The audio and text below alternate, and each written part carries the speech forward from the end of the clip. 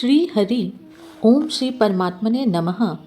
भक्ति आस्था में हम सभी साथ श्रीमद् भगवद गीता के अध्याय 2 श्लोक 1 से 20 के हिंदी अर्थ को सुनेंगे। श्लोक 1, 2, 3। संजय बोले, उस प्रकार करुणा से व्याप्त और आंसुओं से पूर्ण तथा व्याकुल नेत्रों वाले शोक युक्त उस अर्जुन के प्रति भगवान मधुसूदन ने यह वचन कहा। श्री भगवान बोले, हे अर्जुन, तू इस असमय में यह मोह किस हेतु से प्राप्त हुआ?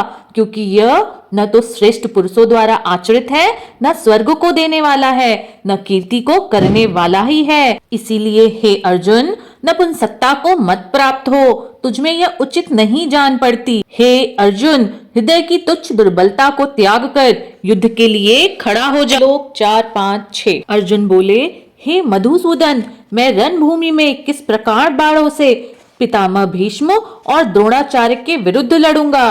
क्योंकि हे अरिसूदन, वे दोनों ही पूजनीय हैं। इसीलिए इन महानुभाव गुरुजनों को न मारकर मैं इस लोक में भिक्षा का अन्न भी खाना कल्याणकारक समझता हूँ।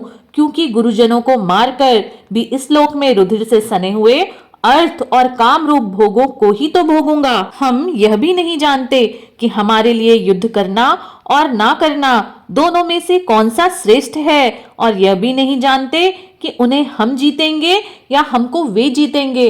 और जिनको मारकर हम जीना भी नहीं चाहते, वे ही हमारे आत्मीय धृतराष्ट्र के पुत्र हमारे मुकाबले में खड़े हैं। श्लोक 7, 8, 9। इसीलिए कायरता रूप दोष से उपहत हुए स्वभाव वाला तथा धर्म के विषय में मोह चित्त हुआ मैं आपसे पूछता हूँ, जो साधन निश्चित कल्याणकारक हो वह मेरे लिए कहिए।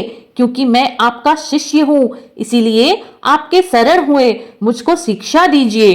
क्योंकि भूमि में निष्कंटक धन्य धान्य संपन्न राज्य को और देवताओं के स्वामी पने को प्राप्त होकर भी मैं इस उपाय को नहीं देखता जो मेरी इंद्रियों के सुखाने वाले शोक को दूर कर सके।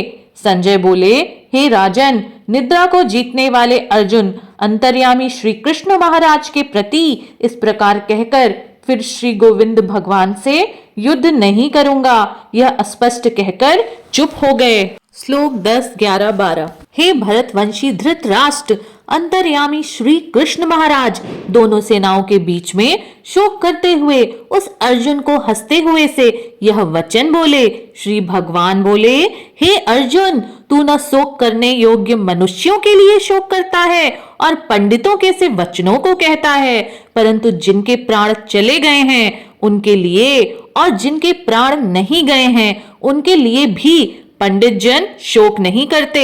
न तो ऐसा ही है कि मैं किसी काल में नहीं था, तू नहीं था, अथवा ये राजा लोग नहीं थे, और न ऐसा ही है इसके आगे हम सब नहीं रहेंगे। श्लोक 13, 14, 15। जैसे जीवात्मा की इस देह में बालकपन, जवानी, वृद्धा अवस्था होती है, वैसे ही अन्य शरीर की प्राप्ति होती है, उस विषय में धीर पुरुष मोहित नहीं होता।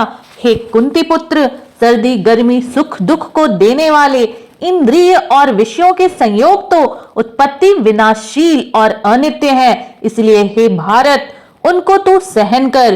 क्योंकि हे पुरुष श्रेष्ठ, सुख दुख को समान समझने वाले जिस धीर पुरुष को ये इंद्रिय और विषयों के संयोग व्याकुल नहीं करते, वह मोक्ष के योग्य होता है। श्लोक 16 से 20। असत वस्तु की तो सत्ता ही नहीं है और सत का अभाव नहीं। इस प्रकार इन दोनों का ही तत्व ज्ञानी पुरुषों द्वारा देखा गया है। नाश रहित तो तू उसको जान जिससे यह संपूर्ण जगत दृश्य वर्ग व्याप्त है।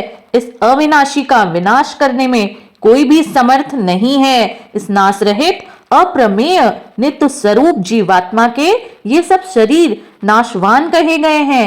इसीलिए हे भरतवंशी अर्जुन, तू युद्ध कर। जो इस आत्मा को मरने वाला समझता है तथा जो इसको मरा मानता है, वे दोनों ही नहीं जानते। क्योंकि यह आत्मा वास्तव में न तो किसी को मारता है और न ही किसी के द्वारा मारा जाता है। यह आत्मा किसी काल में भी न तो जन्मता है और न ही मरता है, तथा यह उत्पन्न होकर भी फिर होने वाला ही नहीं है। क्योंकि यह अजन्मा, नित्य, सनातन और पुरातन है। शरीर के मारे जाने पर भी यह नहीं मारा जाता।